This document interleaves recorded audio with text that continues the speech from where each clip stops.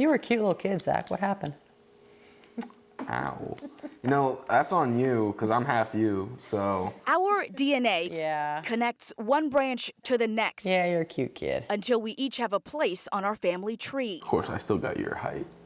You did get my height. I'm sorry, I really tried. But digging deeper into those roots can sometimes lead down a complex path. It was normal to me. Zach was conceived through IVF. We picked somebody who kind of looked like me or my family. His two moms used a donor from Fairfax Cryobank, one of the largest sperm banks in the United States. This is what you get for a donor profile. It's everything you could think of.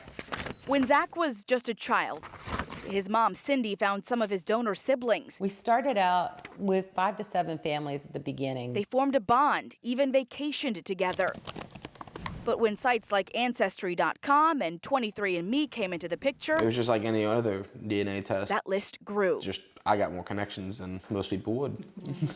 To date, Zach knows 237 half-brothers and sisters, some in Virginia, others spread across the U.S. and other countries, all linked to the same man who donated his sperm over the years. I think that we need to step back and the industry needs to look at why are you allowing 200 and some odd births happening? The U.S. fertility industry, in terms of the lack of regulation, has been called by others the Wild West. There are few laws or limits set by the government, only guidelines. We have no idea how many children are born each year from sperm.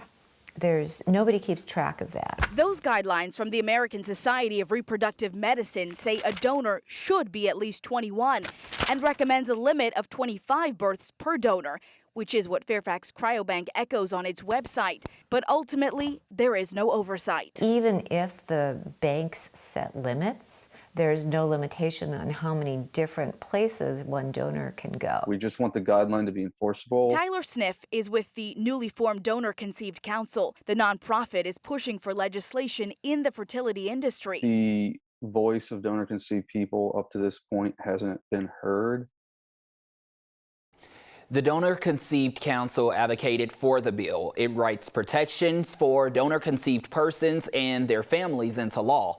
Starting in 2025, donors will no longer be anonymous. The donor has to at least be 21 years old, and one donor cannot be used for more than 25 families.